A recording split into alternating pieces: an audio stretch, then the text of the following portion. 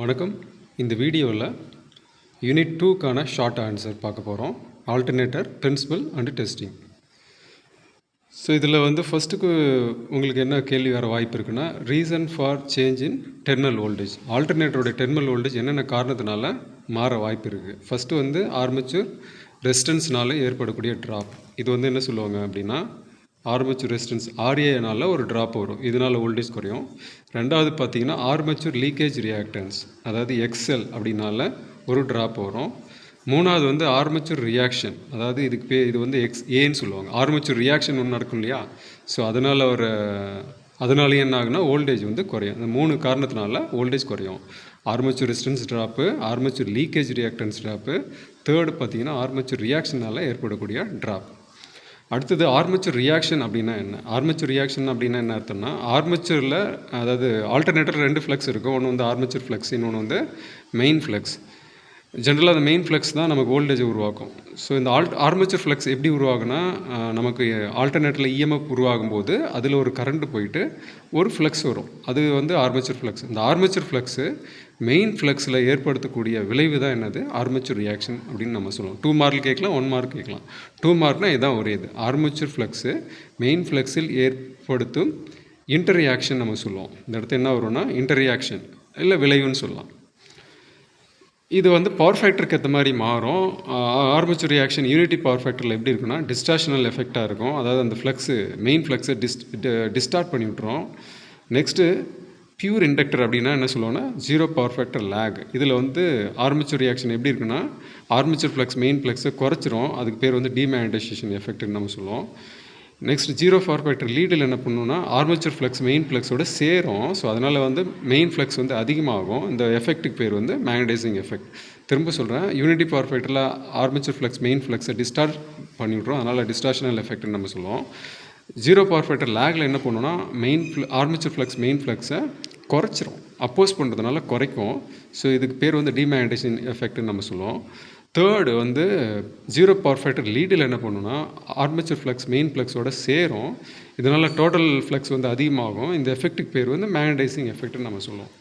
அடுத்தது பார்த்தீங்கன்னா, உங்களுக்கு வோல்டேஜ் ரெகுலேஷன் அப்படின்னு ஒன்று இருக்குது. அப்படின்னா என்ன அர்த்தம்னா, ஆல்டர்னேட்டர் லோடு பண்ணும்போது வோல்டேஜ் என்னென்னா மாறும்.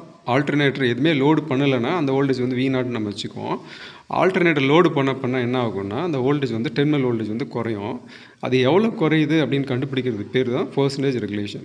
இது முடிஞ்ச அளவுக்கு நம்ம லோடு பண்ண என்ன ஆகக்கூடாது அப்படின்னா, வோல்டேஜ் குறையக்கூடாது. ஸோ ஒரு நல்ல ஆல்டர்னேட்டர்னால் வோல்டேஜ் ரெகுலேஷன் நல்லா இருக்கணும். ஸோ வோல்டேஜ் ரெகுலேஷனுக்கு என்ன ஃபார்முலானா, V0 no load voltage minus VL full load voltage by full load voltage. நீங்கள் இந்த ஃபார்முலா போட்டுட்டு V0 என்ன, நோ லோடு வோல்டேஜ், VLனா என்ன, ஃபுல் லோடு வோல்டேஜ்னு போட்டிங்கன்னா 2 மார்க் கிடைக்கும். இது 1 மார்க்லையும் கேட்க வாய்ப்பு இருக்குது. நெக்ஸ்ட்டு இப்போ பார்த்தோம் இல்லையா, வோல்டேஜ் ரெகுலேஷன் அது என்னென்ன மெத்தடில் நம்ம கண்டுபிடிக்கிறோம். ஒன்று டைரக்ட் மெத்தட். டைரக்ட் மெத்தட்னா என்ன பண்ணுவாங்கன்னா, டைரெக்டாக லோடு போட்டு ஒரு லோடுக்கு ஏற்ற மாதிரி இந்த ஃபார்முலா யூஸ் பண்ணுவாங்க. ஃபஸ்ட் லோடுக்கு டெர்மினல் வோல்டேஜ் என்ன, நோ லோடு என்னன்னு லோடே இல்லாத மாதிரி ஒரு வோல்டேஜ் மெஷர் பண்ணிடுவோம். அதுக்கப்புறம் லோடு போட என்ன ஆகும்னா வோல்டேஜ் குறையும். ஒரு லோடுக்கும் ரெகுலேஷன் கண்டுபிடிப்போம். ஸோ இது டைரக்ட் மெத்தட். இது சின்ன மிஷின்ஸ்க்கு நம்ம அதாவது லோ கெப்பாசிட்டி மிஷின்ஸ்க்கு நம்ம இந்த மெத்தட் போகலாம். ஹை கெப்பாசிட்டி போகும்போது உங்களுக்கு லாஸ் நிறையா வரும், பவர் வேஸ்டேஜ் நிறையா வரும். ஸோ இது அப்புறம் காஸ்ட் எக்கனாமிக்கலாக ஃபீஸிபிளாக இருக்காது.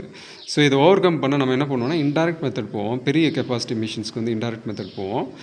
இதில் பார்த்தீங்கன்னா இஎம்எஃப் மெத்தட்னு ஒன்று இருக்குது, எம்எஃப் மெத்தட்னு ஒன்று இருக்குது, இசட்பிஎஃப் மெத்தட்னு ஒன்று இருக்குது. இந்த 3 மெத்தட் தான் இன்டைரக்ட் மெத்தட் கேட்பாங்க. அதாவது 1 மார்க் கேட்பாங்க, இல்லை 2 மார்க்லையும் கேட்பாங்க. 1 மார்க்கில் எப்படின்னு கொடுத்துட்டா, இந்த ஒரு 4 மெத்தட் கொடுத்துட்டு எது டைரக்ட் மெத்தட் அப்படின்ற மாதிரி கேட்பாங்க. ஸோ அதேமாதிரி இன்டைரக்ட் மெத்தட் எது அப்படின்ற மாதிரி கொஷின்ஸ் 1 மார்க்கில் வரும். ஸோ அதுக்கேற்ற மாதிரி இது ப்ரிப்பேர் பண்ணிக்கோங்க. அடுத்தது நம்ம பார்க்க போகிறது என்ன அப்படின்னா,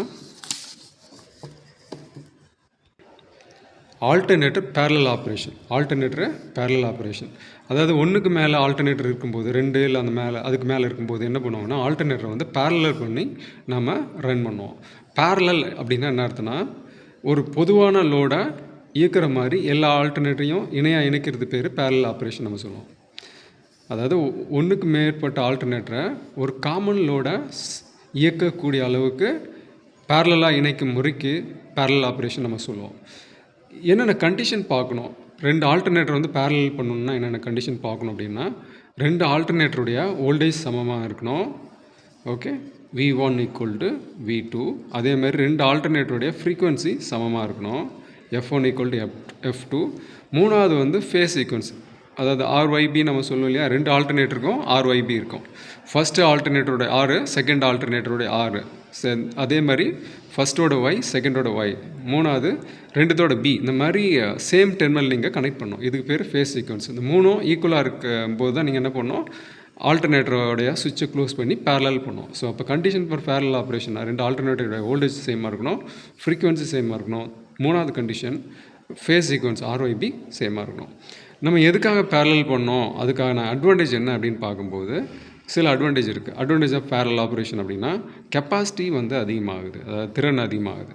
நெக்ஸ்ட்டு இப்போ நிறைய ஆல்டர்னேட்டர் இருக்கிறதுனால ஏதாவது ஒரு ஆல்டர்னேட்டர் ஃபெயிலியர் ஆனால் நம்ம என்ன பண்ணலாம்னா, சப்ளை இன்டரப்ட் ஆகாமல், சப்ளை தடைப்படாமல் எந்த ஆல்டர்னேட்டர் ப்ராப்ளமோ அதை என்ன பண்ணலாம், பழுது மெயின்டெனன்ஸ் பண்ணுறது ஈஸி.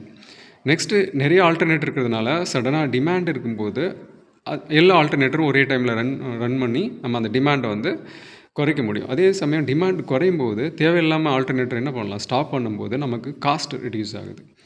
இது மூணு அட்வான்டேஜ். கெப்பாசிட்டி ரைஸ் ஆகுது, பவர் இன்டரப்ட் ஆகாமல் எந்த ஆல்டர்னேட்டர் வந்து ப்ராப்ளம் ஆகுதோ அதை மட்டும் நம்ம மெயின்டெனன்ஸ் பண்ணிக்கலாம்.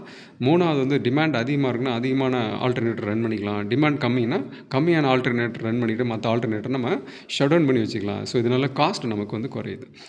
அடுத்தது வந்து என்னென்ன மெத்தடில் நம்ம வந்து பேரலல் ஆப்ரேஷன் பண்ணோம் அப்படின்னா, dark lamp method, bright lamp method, dark bright lamp method. இது வந்து லேம்ப் மெத்தட். லேம்ப் மெத்தடில் 3 type: dark, bright, dark bright. டார்க்னா என்ன அர்த்தம்னா, எப்போ ரெண்டு ஆல்டர்னேட்டருடைய அந்த 3 கண்டிஷன் சாட்டிஸ்ஃபை ஆகுதோ 3 லேம்பும் டார்க்காக எரியும்.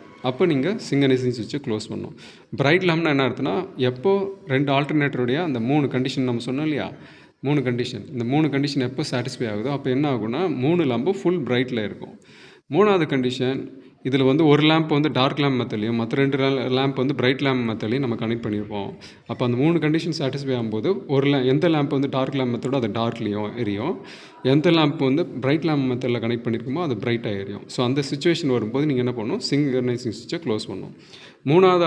அடுத்தது ஃபோர்த்தாக இருக்க ஒரு மெத்தட் என்ன அப்படின்னா, சிங்க்ரோஸ்கோப் அப்படின்ற ஒரு டிவைஸ்.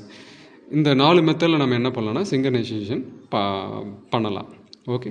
நெக்ஸ்ட்டு லாஸ்ட்டாக யூனிட் 1ல் ஷார்ட் ஆன்சர் அப்படின்னு பார்த்தோன்னா, இன்ஃபைனைட் பஸ் பார் அப்படின்னு ஒன்று இருக்குது. இன்ஃபைனைட் பஸ் பார்னால் என்ன அர்த்தம்னா, நம்ம என்ன பண்ணுவோம், ஆல்டர்னேட்டர் நிறைய பேரலல் பண்ணோமா, நம்ம வந்து இப்போது இன்ஃபைனைட் பஸ் பார்னால் என்ன அர்த்தம்னா, நிறைய ஆல்டர்னேட்டரு லோடு இன்டர் கனெக்ட் ஆகிருக்கும். ஸோ அதுக்கு பேர் இன்ஃபைனைட் பஸ் பார் சொல்லுவோம். இப்போ இன்ஃபைனைட் பஸ் பாரில் உங்களுக்கு வோல்டேஜ் ஃப்ரீக்குவன்சி எப்படி இருக்குன்னா கான்ஸ்டண்ட்டாக இருக்கும். இன்ஃபைனைட் பஸ் பார்னால் நிறைய ஆல்டர்னேட்டரு லோடு இன்டர் கனெக்ட் ஆகிருக்கும். இந்த சிஸ்டத்தில் வோல்டேஜும் ஃப்ரீக்குவன்சியும் கான்ஸ்டண்ட்டாக இருக்கும். நீங்கள் ஜென்ரலாக இந்த மாதிரி இன்ஃபைனைட் பஸ் பார்னால், இன்ஃபைனைட் பஸ் பார் அதில் வந்து வோல்டேஜும் ஃப்ரீக்குவன்சியும் கான்ஸ்டண்ட்டாக இருக்கும். அதுக்கு பேர் வந்து இன்ஃபைனைட் பஸ் பார். ஒரு பஸ் பாரோடைய வோல்டேஜும் ஃப்ரீக்குவன்சியும் கான்ஸ்டண்ட்டாக இருந்தால் அதுக்கு பேர் இன்ஃபைனைட் பஸ் பார். இதில் நிறைய ஆல்டர்னேட்டரு லோடு வந்து இன்டர் கனெக்ட் ஆகிருக்கும். இப்போ இந்த இன்ஃபைனைட் பஸ் பாரில் ஒரு ஆல்டர்னேட்டர் நீங்கள் சேர்த்தாலோ இல்லை வந்து விடுவிச்சாலோ வோல்டேஜ் மற்றும் ஃப்ரீக்குவன்சியில் சேஞ்ச் இருக்காது. அதாவது ஒரு ஆல்டர்னேட்டர் ஆட் பண்ணாலோ இல்லை ஒரு ஆல்டர்னேட்டர் ரிஜெக்ட் பண்ணாலோ உங்களுக்கு என்ன ஆகாதுன்னா, அந்த ஃப்ரீக்குவன்சி வோல்டேஜில் அந்தளவுக்கு சேஞ்சஸ் இருக்காது. தேங்க்யூ.